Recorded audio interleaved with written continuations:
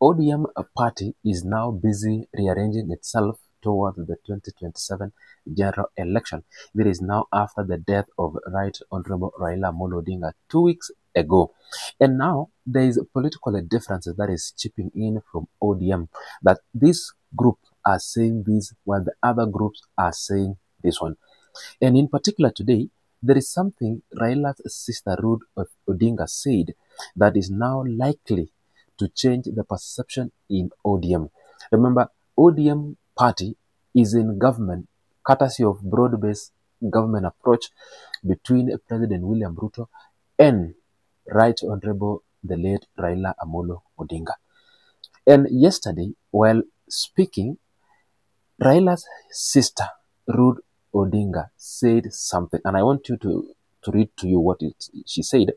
And particularly, Ruth Odinga said, like I have always indicated, the broad-based arrangement was to steady the ship that was Kenya until 2027. You cannot, as a member of the ODM party in the broad-based government, start shouting two-term. What would be your negotiation age post 2027 polls? Our focus right now should be on strengthening the party and getting the right candidates who will deliver victory.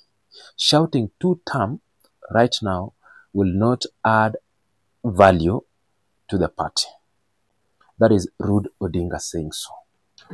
And remember, few days ago, the National Central Committee of ODM endorsed Dr. Oburu Odinga as the chairperson or the acting party leader for ODM as they await to finish celebrating ODM 20th anniversary in Mombasa and now come back to come and vet.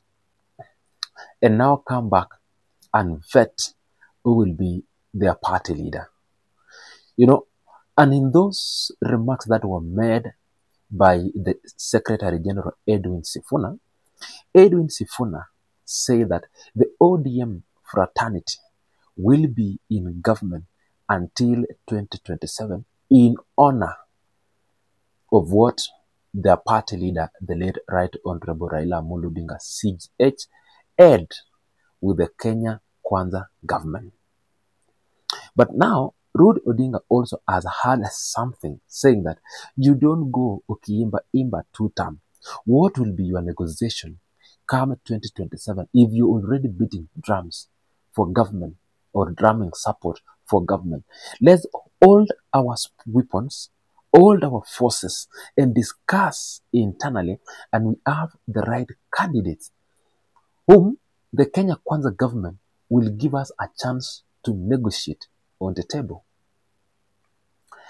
You know, this correlates with the statement that he has, as the Secretary General Edwin Sifuna has always kept.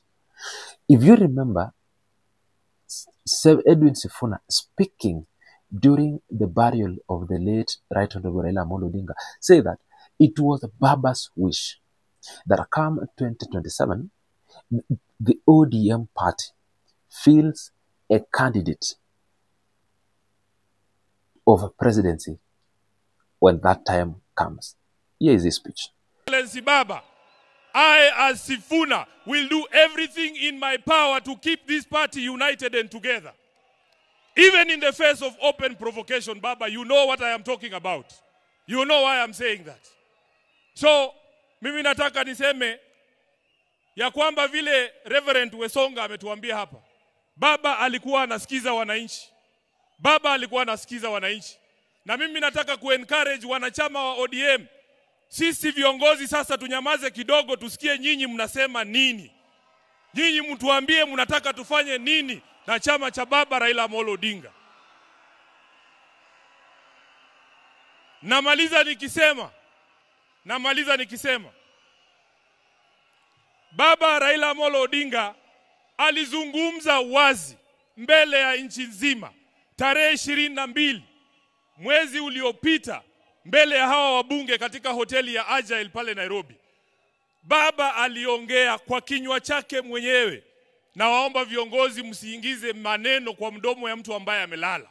Alisema yeye mwenyewe, akasema kama chama lazima tujiandae kwa ajili ya uchaguzi wa mwaka 2027. Na wale ambao wanaeneza mambo mengine hapa, baba alisema, who has told you? Who has told you?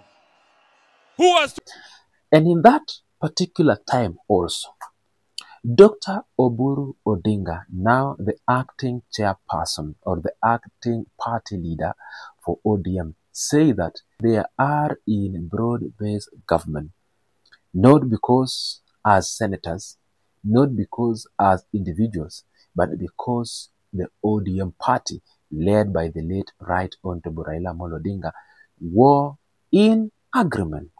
But until 2027, they will terminate the coalition agreement that was signed between ODM and the Kenya Kwanza government under President William Ruto.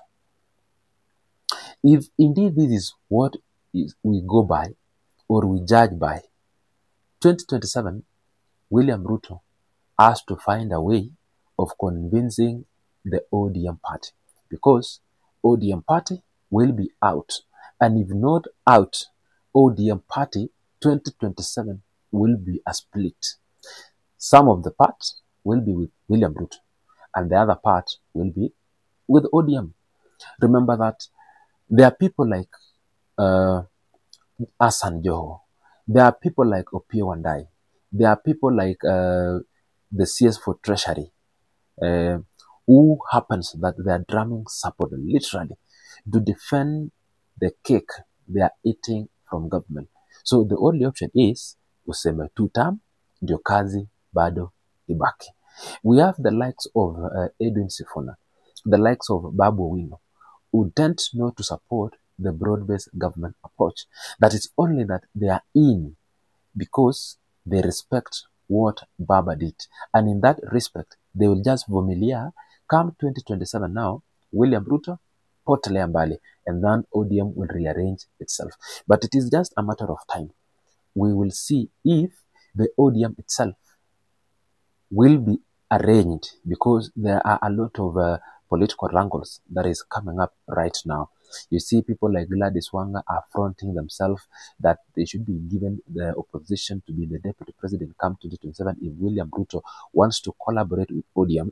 There are people who are now seeking, using that line of Gladys Wanga, positions from government. So there are a lot of wrangles in ODM, but let's wait and see if the ODM would stand until 2027.